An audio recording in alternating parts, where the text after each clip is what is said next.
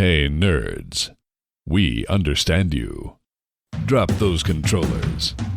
Lose the wizard hat. And ready your Cheetos. It's time for some hard-hitting talk about the movies, books, and games you love. So get ready, oh searcher of useless knowledge.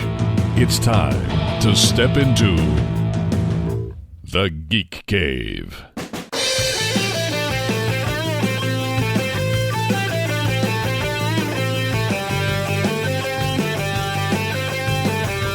Now, broadcasting from a top secret and totally awesome hidden base, I'm Ken Harris, and here's Darren Wright, Justin White, and Chad Savage. And welcome back to another edition of Geek Cave Podcast Movies. Hold on a second, I'm buffering. I'm Darren. I'm Justin.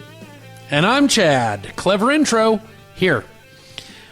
We are brought to you by Shirtosaurus, digging up clothing from the past so you can look rad today, with great t-shirt, sweater, and hoodie designs on everything geek chic. Whether you're a fan of old school gaming, anime, 80s cartoons, or you're just weird, find something for you at Shirtosaurus.com. Also brought to you by Gamefly, with membership options for every budget, plus gifts for gamers of all ages. Gamefly has thousands of titles you can keep as long as you want. When you're done, just send it back with the postage-paid envelope for a new one.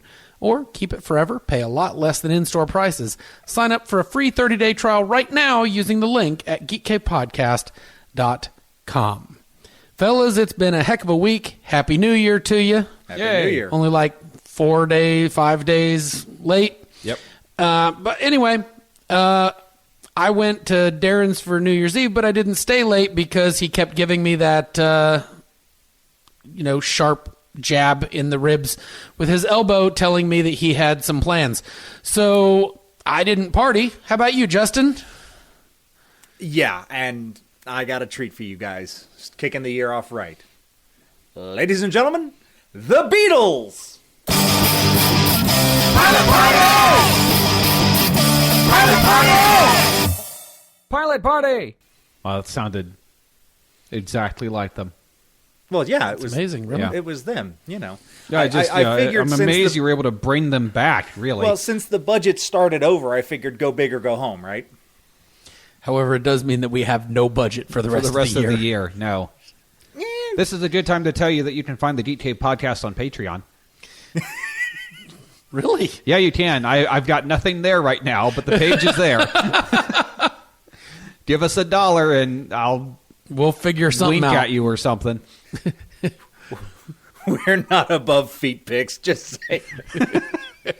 Shit, yeah. I mean, I've got nice feet. I'll take photos now. I'm not above it.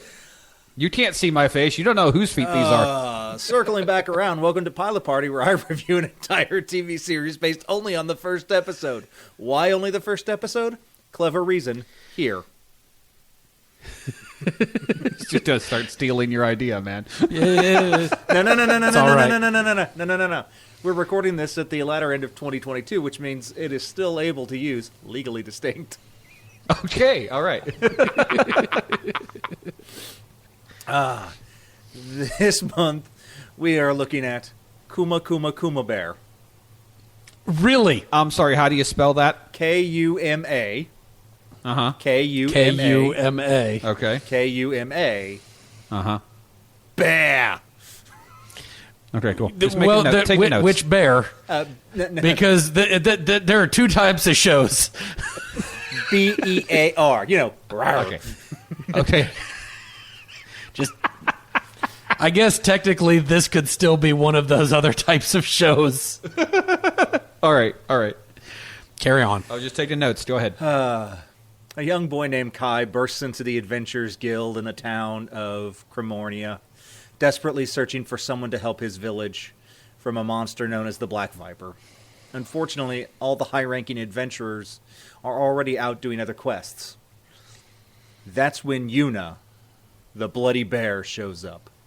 She's a young woman wearing a bear onesie with bear puppets for hands. She calls forth her bear companions from the puppets, and they ride off to save the village. Credits. No. They arrive at the village and notice that it's very quiet. All the townsfolk are holed up inside for fear of the snake, Every time they try to a snake, the viper is attracted to the noise and attacks. Somehow Kai managed to get away. Kai's father doubts very much that this low-level adventurer can do more than be the viper's next meal. Yuna follows the viper's tracks into the desert where they disappear. Using her bear vision, she finds it, and the battle is on. This thing looks like it belongs in a Godzilla movie. It is nastier and bigger than anyone guessed. Her fire attacks don't seem to work, and neither do her ice ones. Its thick skin prevents melee attacks from really doing anything.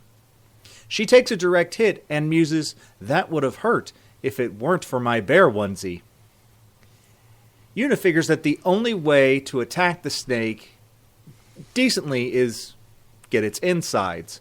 So, using the power of her imagination, yep, that happened, she traps the snake. With its mouth open, she unleashes her fire bears. They do the trick, and the viper is defeated. She stores the corpse like you would a Pokemon, and heads back to the village.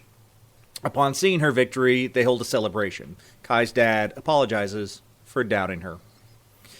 Yuna goes back to the Adventurers Guild and reports what happened. Everyone is surprised by her victory. Cut to Yuna taking off her VR helmet. Apparently, it's all a game. She is a very smart and rich teenager. Her stocks are going up, her parents are on an extended vacation after the last round of money she gave them, and her grandpa insists that she come for a visit or he'll stop co-signing on her lease because she's a teenager and can't do that by herself. The episode ends with her going back to the game for a little while. It's cute. The super serious fantasy world is shaken up by the girl in an overpowered bear onesie. It's adorable. All right. Now for my predictions. Yuna goes on more adventures, making a name for herself. As the big bad of the series starts to enact their plans, it's revealed that Yuna's coming was foretold by legend. She is the one, Z. She gathers together a group of other comfortably garbed heroes, and they save the day. Normally at this point I'd reveal the shocking truth that it's all a video game, but they already did that, so yeah. I give it 4 out of 5 bloody bears that don't look nearly as terrifying as that sounds. Okay. Huh. Well, thank you, Justin. Come. So, there are a lot of shows out there that live in the memories of TV land. Some of them are given new life, and some are relegated to the dustbins of history. This segment of the show asks you about one such forgotten piece of television history and asks, should we review it? It was good then, the original's just as good now. Reboot it, the idea is sound, but we can modernize it and capture some magic. Revive it, what are these characters doing after a couple of decades of growth and development? Or refuse it, Chad shakes heads disapprovingly. Airing on the Sci-Fi Channel back when it was still spelled correctly, this show, filled with eccentric characters, demanded comparisons to such shows as Twin Peaks and Northern Exposure. Taking place in a small town in the Pacific Northwest that is absolutely chock full of super geniuses working on the latest and greatest experiments and scientific breakthroughs you could ever imagine.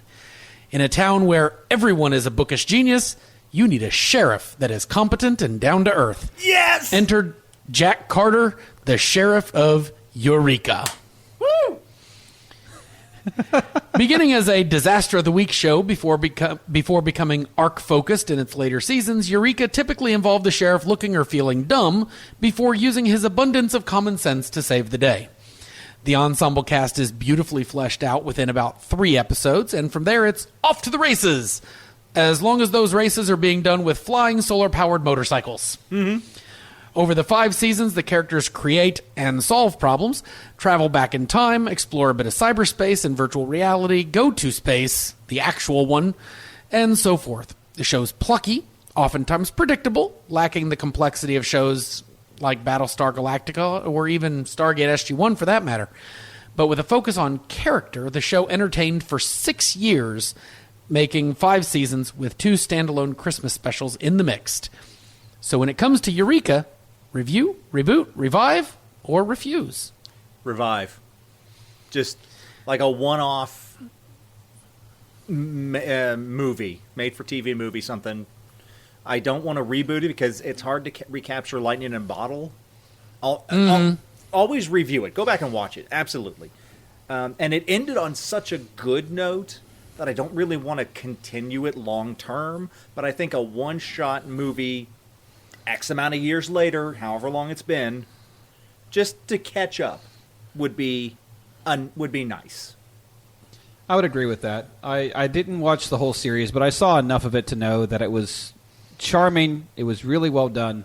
So yeah, revival, but just as a one-shot or something like that. But definitely, if you haven't seen Eureka, go out of your way to find it. It is quite good.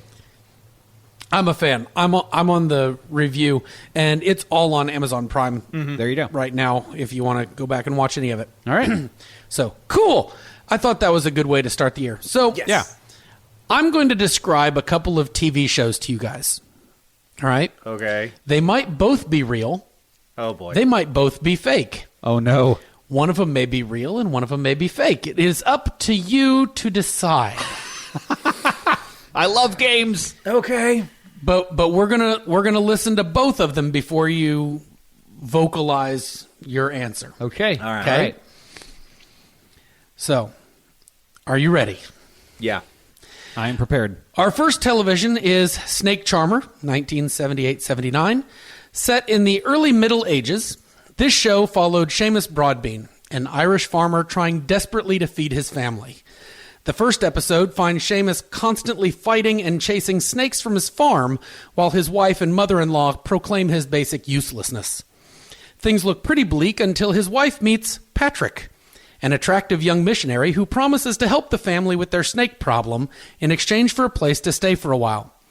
She badgers a suspicious Seamus until he agrees, but unbeknownst to all of them, not yet St. Patrick doesn't actually know how to get rid of the snakes, and each episode is another scheme to rid the Broadbean farm of its slithery sinners. Okay. Monkey, 1978. An immortal human-monkey hybrid, the punkiest monkey that ever popped, with magic powers, who was born from an egg on a mountaintop, joins a Buddhist monk, who's actually a woman, on a pilgrimage to India.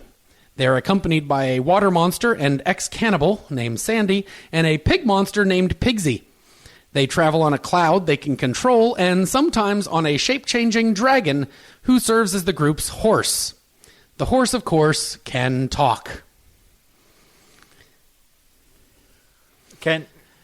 Can we ask questions? Well, I've not seen either, so, I mean, I've only got my paragraphs here. So, snap judgment thing. Snap judgment thing. Okay. Are you sticking with American television shows, or can they be Nope. from? This is... It is too easy for you to reach into your memories of old esoteric television Right. for me to stick with America. Yeah, I've watched a lot of Cozy. So, okay. I'm going to say Monkey is real, and the snake one is not. That is also my guess. So what tipped you off? I literally a guess. Like, Monkey sounds like something that I would see on, like, a Bollywood type level. Yeah. Whereas the snake one is like... Because you said the snake one like came out like the late 70s. And like, I don't know. That's a bit too clever for that decade. I'm like, it's clearly not an American thing, because this is something that I would have at least heard of. It's not a British thing, because, again, something I probably would have heard of. Nowhere else in the world would they have really cared enough about early St. Patrick to drive out the snakes. Monkey, on the other hand, sounds absolutely, like Darren said, something you would see on Bollywood or something like that. At first, I mean, for a minute there, I thought you were talking about Dragon Ball. Yeah, no, 70s Japanese TV, I could see Yes. it, you know, because we had, like, you know, Japanese Spider-Man and all that, and this sounds right up that alley, complete with the talking horse. So, yeah, that's my final answer. Monkey is real, snake whatever is not. Yes. Well, you are both absolutely correct. Yay! Snake Charmer came out of my, head. Monkey came out of a Chinese folktale but was aired in Japan. Okay. 52 episodes. 52 episodes. 1978 to 1980. Oh, man. Wow. So, All right. And now I'm Googling monkey TV show. Monkey. So I don't know if this is something that's going to stick around every month or if it'll be in every other or whatnot. I love the idea, though. But My God.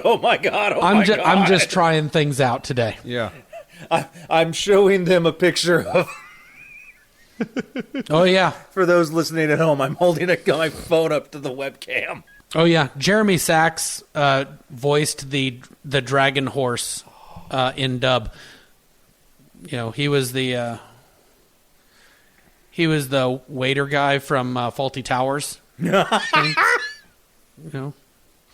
Anyway, so we are going to jump into Trailer Park Roundup, starting with Detective Night, a Bruce Willis movie. I want it to be good. But after seeing this, I think it's going to lean into that preachy before it tells a good story kind of thing. Because the trailer gives us this indication that the villain is going to dress himself up as a cop in order to be basically the anti-John McClane. So send in Bruce Willis to take him out, I guess. Barbie. All right. I had no hopes for this. The trailer, man. Spoofing the opening of 2001 A Space Odyssey. This movie may be awful, but that teaser trailer is worth every one of its minute 14-second runtime. Yeah. Amazing. Oh, jeez. So good. 65, from the writers of The Quiet Place, which the trailer will not let you forget. What happens when future Adam Driver gets sent to the time of the dinosaurs on a movie that promises to be one really, really long escort mission? Scream 6. The Scream franchise has finally become what it sought to satirize in the 90s. A title that some thought had been earned in 2000 with Scream 3. Spider-Man Across the Spider-Verse. Quick, we need a Spider-Man villain.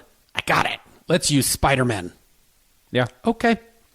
First movie was all right. I'm sure this one will be too. Oh, yeah, it'll be good. It'll be good. Knock at the Cabin. The victorious return of M. Night Shyamalan.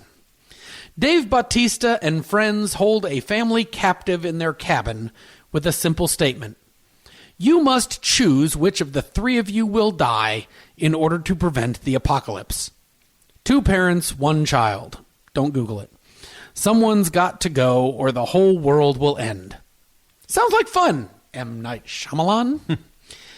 So I'm going to take that and run right into wrong answers only.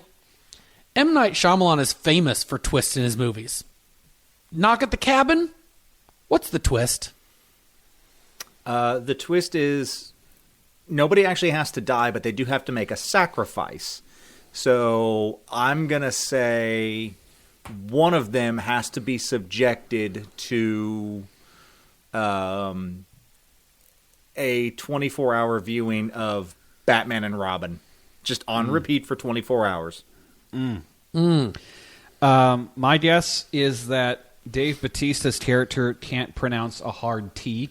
So what he actually means is one of you has to diet. Which is weird because nobody in the family looks like they need to diet. Yeah, but that's still a sacrifice. Ooh. My backup wrong answer is that it turns out that it's all a giant misunderstanding and they're actually there from Publishers Clearinghouse. See, I think there's just no twist. That's the twist. Ooh. It's very meta. Or the whole thing is really just going to be a Last Airbender prequel. I forgot about that movie. Thank you. You're welcome. Well, they're in Amazon making one too. Yes. Yep. Cool. But that one's not going to be... And they're making a new animated one following the next they're going to make Avatar, a new the Earthbender. animated series as well as they're doing an animated movie about adult Anya. Ah. I am one. very curious about the stuff coming out of Avatar Studios. Yeah.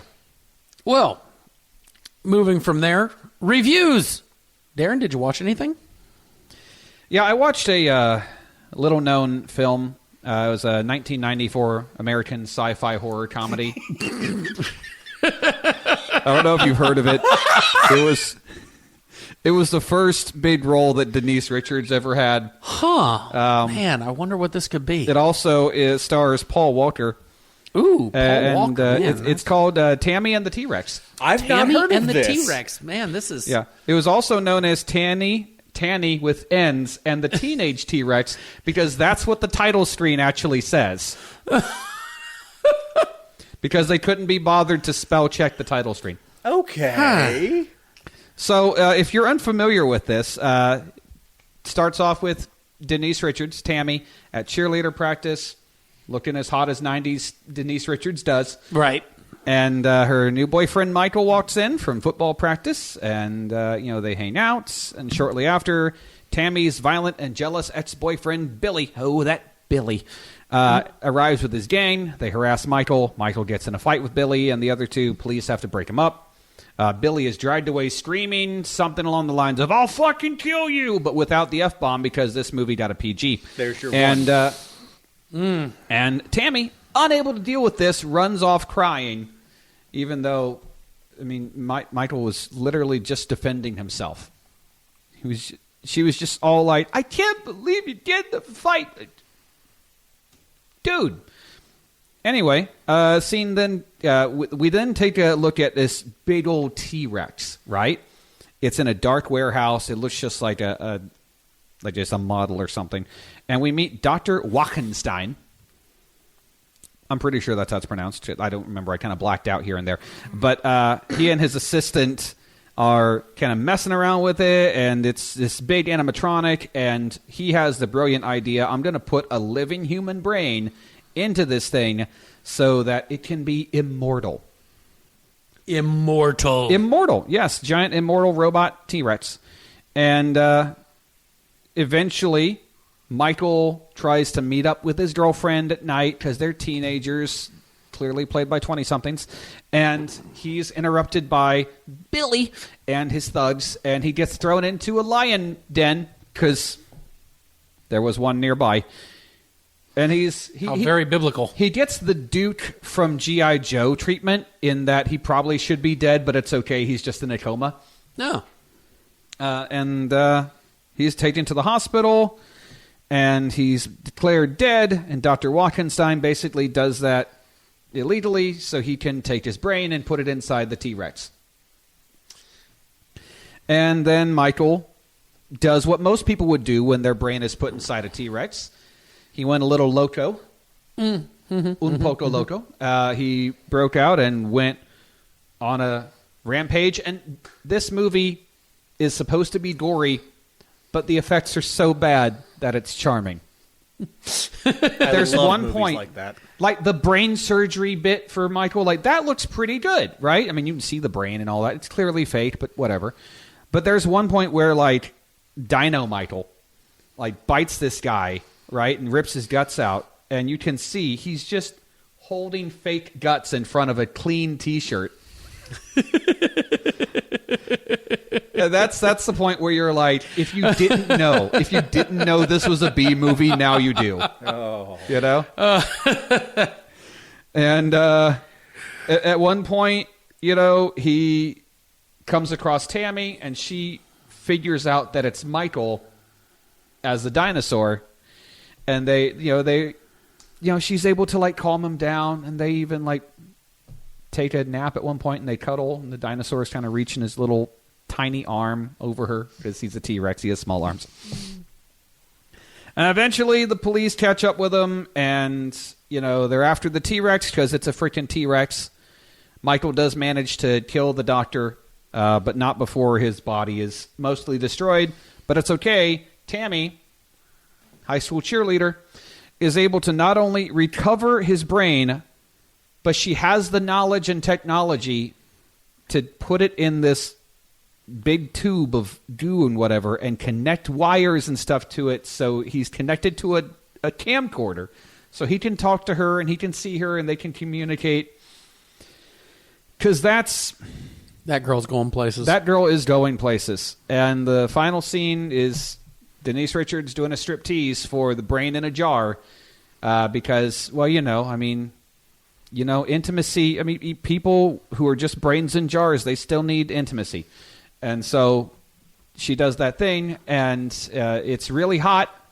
There's no nudity, but he short circuits. The jar sparks, and that's it. That's the movie. And I give this 4. That was a thing out of 5.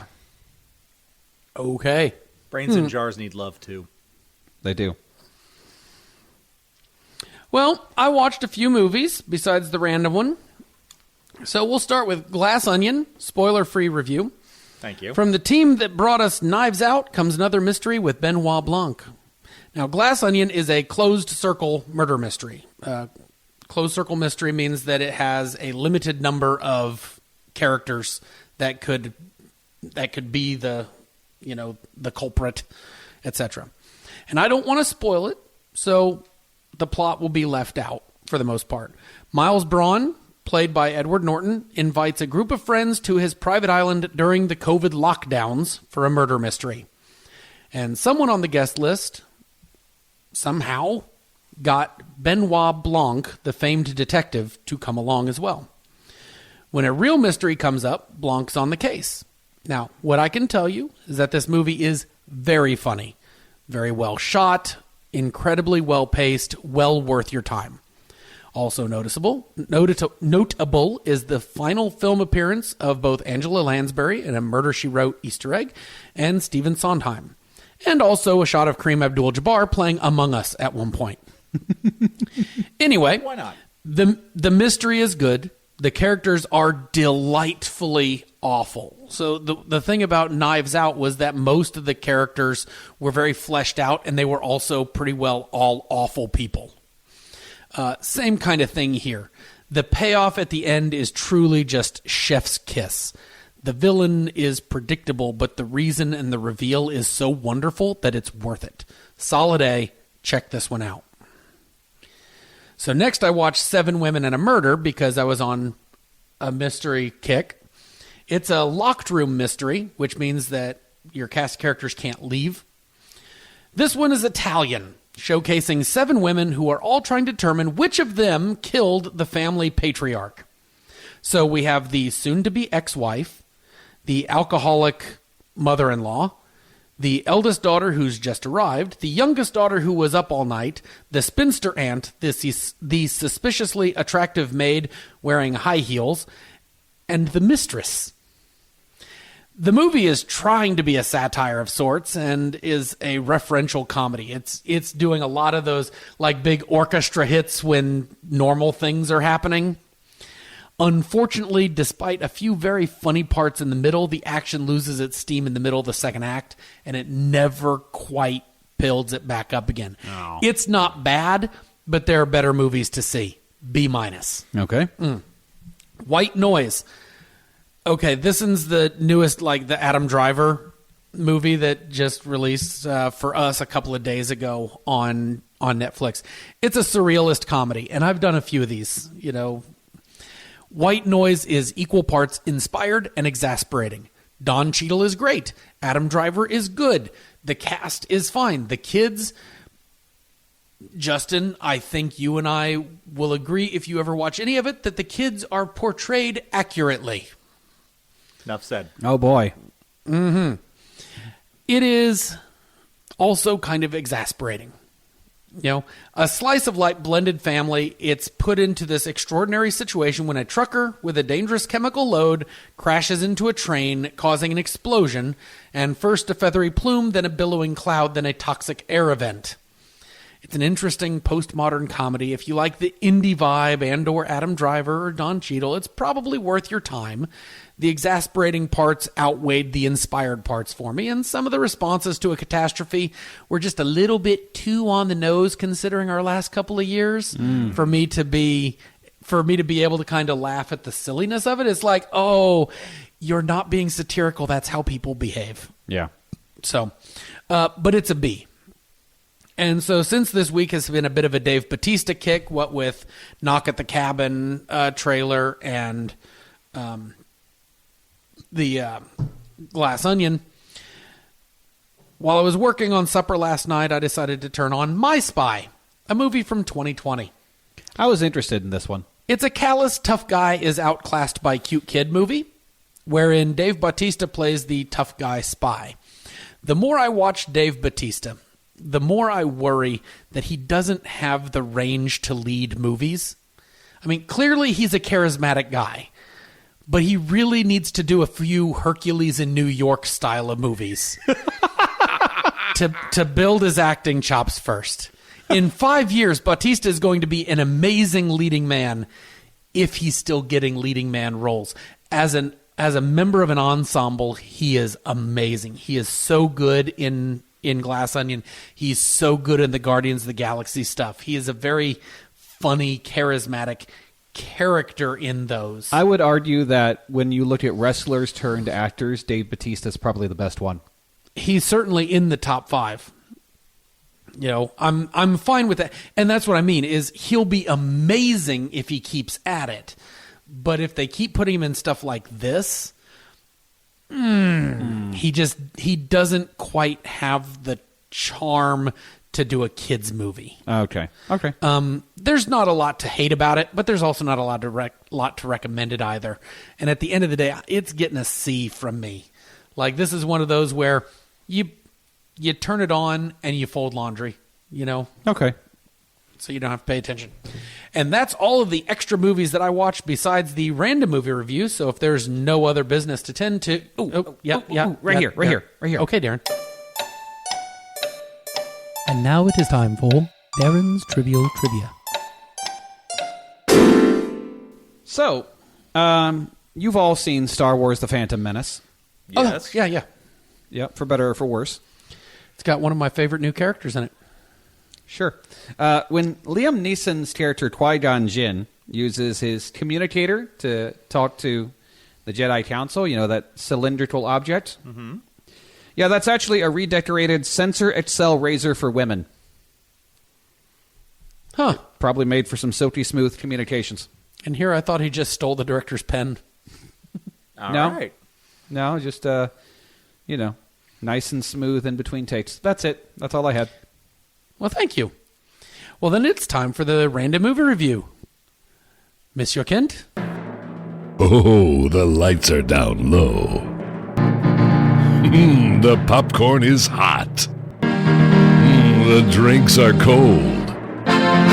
Settle in for the cinematic universe of Chad's Random Movie Review.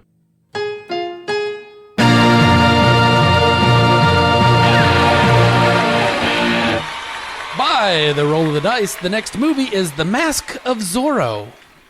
Ooh. This month, however, has me watching The Outsider, a film set in Japan in 1954, except the car they're driving when they pick up our main character from jail is a 1960 Chrysler Imperial. Honestly, it's like smokestacks in Kansas. Just took me right out of it. In the opening, we meet Nick, the only white guy in a Japanese prison. What's he doing there? We don't know. He seems to be trying to keep his head down, and when he saves a man's life, he's punished for it. But he seems to relish, being in solitary and just relaxing for a bit. When he saves his cellmate's life, however, he's rewarded with release when the family springs him from the joint. We then get this wonderful 2-hour experience of Jared Leto channeling his inner Derek Zoolander with variations of Magnum, Blue Steel, and El Tigre facial expressions. See, I think this movie was trying to tell the story of Nick's rise in the Yakuza, but instead we get a mostly silent Leto, existing while things in the world happen around him. He punches people, he hits people with typewriters, he generally acts violently and impetuously, and I think we're supposed to think that this makes him particularly dangerous or effective as a Yakuza. Instead, it makes him look disrespectful, kind of stupid, and a liability. Anyway, his antics apparently work because the movie must go on, because after messing up and then removing his fingertips on a couple of fingers to show how sorry he is, Nick's made an official member of the family. That's how it goes. He promptly begins an affair with his brother's sister. I'll let that one sit for a while. And engages in those delightfully violent and bloody activities of a Yakuza. Things happen. What things? It doesn't matter. Things. Most of this film doesn't matter. Here's the things that matter. Nick becomes a Yakuza. Nick gets his sister-girlfriend pregnant. Sister-girlfriend is assaulted by one of the other Yakuza brothers. I'll let that one sit. Who then joins a different family. The patriarch is killed. The brother is killed. Nick goes and kills the traitor brother and becomes the new head of the family because he was adopted or some shit. Hooray! White guy does Japan better than the Japanese. Again. Oh. I honestly wish it was good. Aw. It has the bones of a really good crime thriller. Unfortunately, it gets lost in its own lust for blood and gore. Justin, don't watch this. They really lean into the show don't tell of violence. Ugh. Have you ever wanted to see what seppuku looks like? This is the film for you. Have you ever wanted to see what otoshime looks like? That's where they cut the fingertips off. Mm-hmm. This is the film for you. You know, I'm fine with violence in movies, typically. I didn't need to see somebody doing that seppuku in the first 15 minutes. I didn't need to see fingers coming off. I just didn't. They were going for gritty. They landed in a place that was almost parody with the amount of grotesque violence and gore. Leto is unconvincing. The total number of his lines could probably be counted on his shortened fingers and toes. It's not a terrible movie, but it's also not a compelling movie. There's just not enough charisma in the mains to make it work. There's no investment, either in the world or in the conflict. I wanted to like it, but in watching it, what I got was a generic gangster movie set in post-World War II Japan. Despite what I would have liked, don't be like me.